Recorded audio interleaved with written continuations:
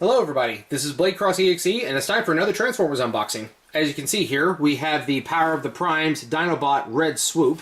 It is still sealed in its original package, and in this bigger unmarked box, I have the rest of the Dinobot Combiner Volcanicus, but they are loose and not in their package. So we have like a legitimate unboxing and then a kind of pseudo unboxing here.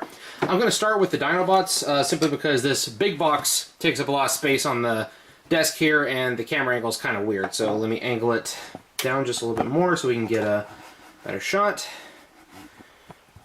And let's move Swoop off to the side, and let's go ahead and crack this open. Got these from an eBay lot. I did notice that it came with an additional one. The Power of the Primes Dinobot set came with 6, as far as I know. The original 5, Grimlock, Slag, renamed to Slug, Sludge, Swoop, Snarl, and a new one named Slash. But this lot came with 7, and one of them looked like a duplicate, or a slight variant, so I'm not exactly sure which one it was. Alright, first thing we see is we have the foot hands, as they're often called by fans for the recent ones. Actually, it looks like the feet and the hands are different parts for this specific combiner. This is the first of the new combiners that I have owned, so I'm not entirely sure what exactly we're in for here. Alright, first figure here, Grimlock. Yeah, recognize that T-Rex head, and of course, he is the biggest of the group. He's the leader after all, so let's set him aside. I don't know if I'll show off the Volcanicus combiner by the end of this. It's going to depend on if the instruction manual in that package over there shows me how to do it. Again, I've never had one of these combiners, so I don't know how to transform it. Ooh, this is the new Dinobot, a female raptor named Slash, and she is tiny. Wow, that is small. Where's her raptor head? I might be missing a piece or two, I don't know. I guess we'll find out a little bit later. Let's set her aside. She is not part of the combiner, she's just part of the Dinobot team. Alright, next is Blue Swoop. Yeah, the Diaclone and cartoon accurate colors, whereas the Red Swoop matches the G1 toy a bit more. After the Dinobots were brought into the Transformers line from Diaclone, Swoop was recolored to red instead of being in his Diaclone blue. But I kind of like the blue a little bit better. But Swoop is my favorite Dinobot, so I had to get both. Okay, I'll put Swoop there. Now, it seems that we're following the same pattern with the rest of them, so let's just go ahead and bring their paper rolls out here and get a look at them. There's one more. Okay, box to the side. Let's take a look at this one on top. Alright, that looks to be Slag, or as he's known in current day, Slug, because even though Slag means like molten waste metal, melted waste metal, it is apparently also a derogatory term in the United Kingdom and other parts of the world. So he got renamed to Slug. I'm okay with them needing to change his name, but it needs to be something other than Slug, because we have another Dinobot named Sludge. So those names are just entirely too similar. Plus, he's not a slug. He's not like a little insect thing that crawls on the ground. He's a freaking Triceratops. Although whenever you have so many Dinobots and everyone but their leader's name starts with an S, it can be kind of hard to come up with a new one. And here we have, this is Sludge. The Brontosaurus has the same gun as Slag did over here. I'm not sure if these are the guns that they're supposed to come with or not. Like I said, these are pre-used, or these are pre-owned, so I'm not entirely sure. Set him aside. And oh, looks like a sword fell out of this bundle right here. It's similar to the one that Swoop has, but not exactly the same. And this is another Sludge. Oh, okay, I think this might actually be a G1 Sludge, like a G1 reissue, because you notice it's got like, the chrome is a lot more shiny, and this plastic feels a lot more like the G1 figure. That's pretty cool if that's what this is. Yeah, I just got a extra slug figure, or not slug, sludge figure, and it turns out I happen to get the G1 variant along with the Volcanicus version. Having trouble standing up on his own 2 feet, though. I guess that's what happens when you have such an old toy. put him in the back for now. I will hold on to that sword, and I will give it to the Volcanicus version, if it'll stay in his hand. Guess we'll find out a little bit later. And that must mean that Snarl is over here in this one. Yep, and his hand popped out of his forearm, little thing during shipping. And he's got a sword of his own. It's transparent instead of being red. So there we go. We got the Dinobots that will form Volcanicus. You know, I know that Transformers tries to maintain continuity with names a lot nowadays, but I'm under the personal opinion that because there is a combiner named Dino King, it is kind of obscure compared to the actual Dinobots themselves. I feel like they should have been allowed to repurpose the name for this combiner and call it Dino King. I mean, we've already had countless other Transformers names reused in fitting or unfitting contexts, so I honestly don't think that... Oh, there we go. So it looks like Slash's head was stored in her back. Okay, that makes sense. That looks like it'll be a pretty clean transformation once we get that underway. But, here we go.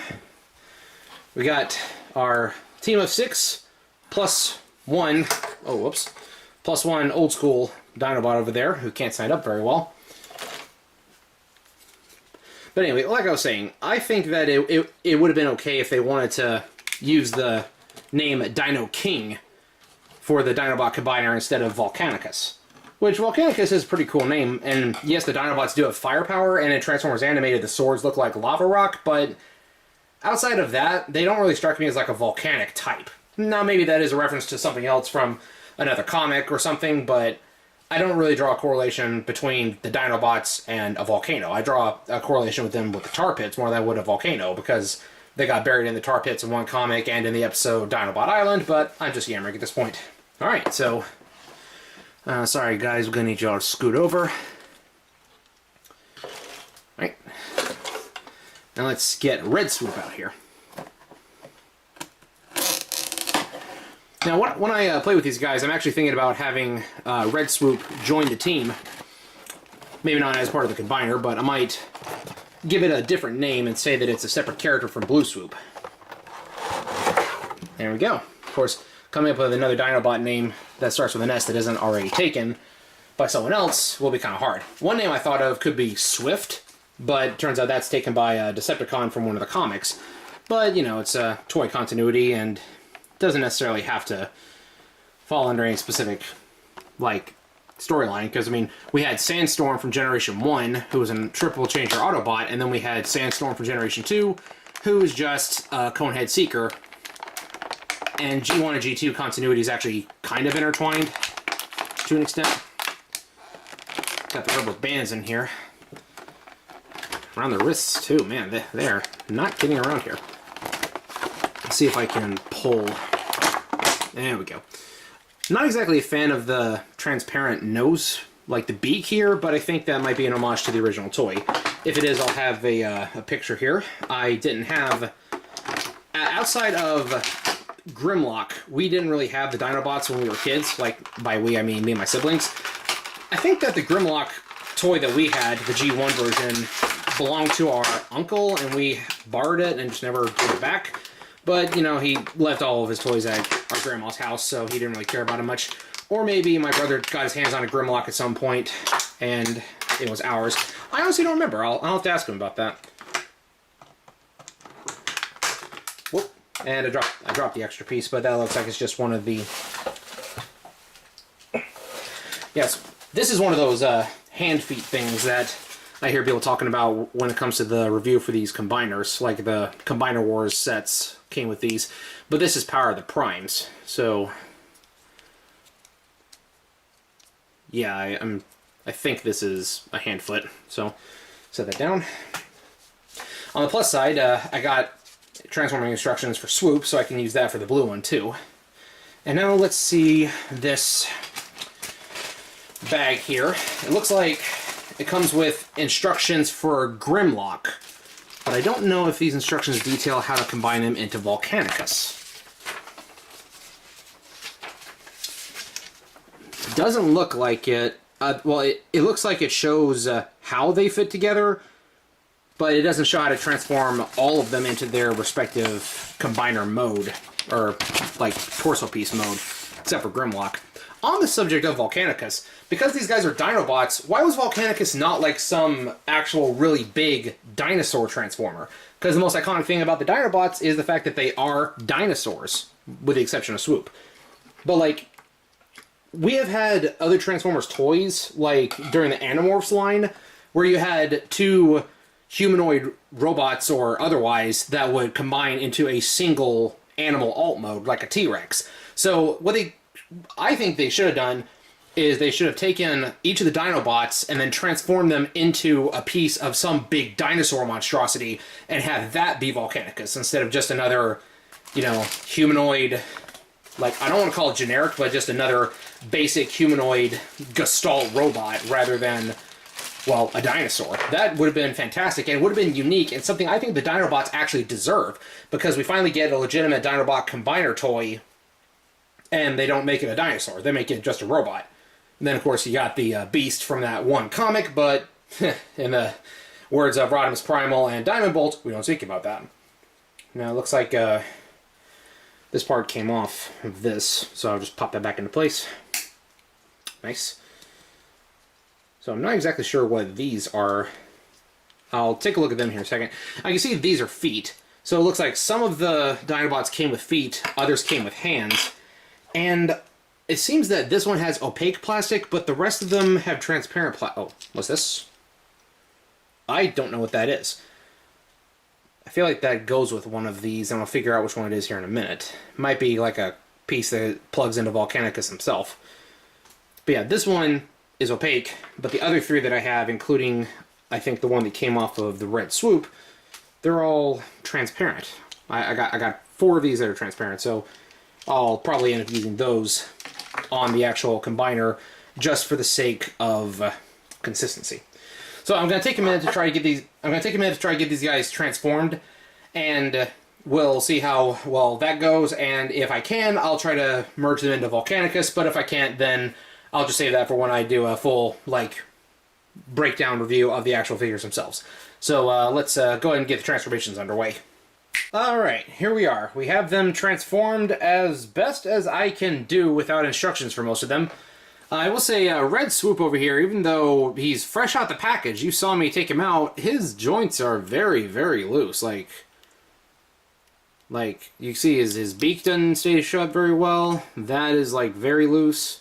The rest of him seems mostly okay, though. Then Blue Swoop is, actually, I think his joints are better than the red one. Don't know if that's a common thing with these Swoop figures, but the red one, I don't know if there's a way I can tighten the joint or anything. I might look into that if it's possible. More or less the exact same. Then transformation instructions worked for both. Big pile of feet and hand parts over there. I ended up with a total of 2 feet, one of which has this little red core thing, and the other one doesn't, although it might be in the big pile of papers that are off to the side. I'll check those here in a little bit. And a total of 2, 4, 6 hands. Six hands here. And, again, I don't know why this only one has the opaque piece. The rest have the translucent. Just, it's weird like that. And only this one has a gold, yeah, it's gold, it looks brown on the camera, gold peg. The rest of them are just solid black. I don't really know what's up with that. I'm not sure if I actually transformed Grimlock properly. Some of the pieces kind of didn't want to fit, and his posture is a bit weird. That would be him, standing out mostly straight, but his knee joints don't bend this way very much, unless you want to give him, really squat legs. But I'll get better with him as time goes on. I did manage to transform G1 Sludge decently well, but, wear and tear. His parts are kind of old and worn, so they just kind of dangle. His tail don't want to stay shut. But you can see he is a bit bigger than his Power of the Primes counterpart. Snarl here, I think I might mistransform this too, because I don't know if the tail is supposed to just lay flat down like that. It doesn't look good, if that is how it's supposed to be. I'll look up a full, better guide on how to transform it later, see if I did that right or wrong. If I did it wrong, you can laugh at me. And then Slag, or Slug, or whatever you want to call him here, yeah, actually, his color scheme kind of reminds me more of the War for Cybertron variant, because his horns are red, and I can see, like, I can imagine some of these parts would be glowing, and it really gives me that War for Cybertron feeling. And I really like the War for Cybertron version of the Dinobots. Or not War for Cybertron, Fall of Cybertron. War for Cybertron series, but the game was Fall of Cybertron. And I just decided to put the gun on his back. Again, I don't know if more than one Dinobot is supposed to have the exact same blaster, or if it was just one and it just came with miscellaneous components. The only accessory I know they came with specifically were the fists, and the swoops got 2 of the swords, and I'm pretty sure Snarl gets the clear sword. But yeah, I don't think I'm going to transform it into Volcanicus at this time. I'll save that for the full figure review breakdown when I have time to have actually played with and transformed each figure a good amount, and then we'll see how well it holds up as Volcanicus. But yeah, there's just a little unboxing and first impressions of my new... Oh, wait, I forgot. Slash fell off the desk here while I was transforming them. I forgot. Yeah, Slash was pretty easy to transform because she is very small. But and the legs kind of folding up right there kind of reminds me of Dinobot, you know, from Beast Wars, because his not G1, his original toy did a similar thing where the legs were just kind of folded into the chest cavity, and I just don't like that the hands on Slash don't go anywhere. They don't fold, they don't rotate, they just sit there, and they're support for the heels, I guess. But yeah, Slash is like a very tiny Dinobot, like she can fit in the palm of my hand. But yeah, so that is all of my Power of the Primes Dinobots that I just got. And she also has trouble standing up on her own 2 feet. Oh well, is what it is. So yeah, Power of the Primes Dinobot complete set, plus Red Swoop, plus G1 Sludge. So just a little unboxing and first reaction to the figures, and like I said, I'll have a follow-up full review for this set later on, and we'll see how well it does. So thank you all so much for watching, and I'll see you in the next video. Peace out.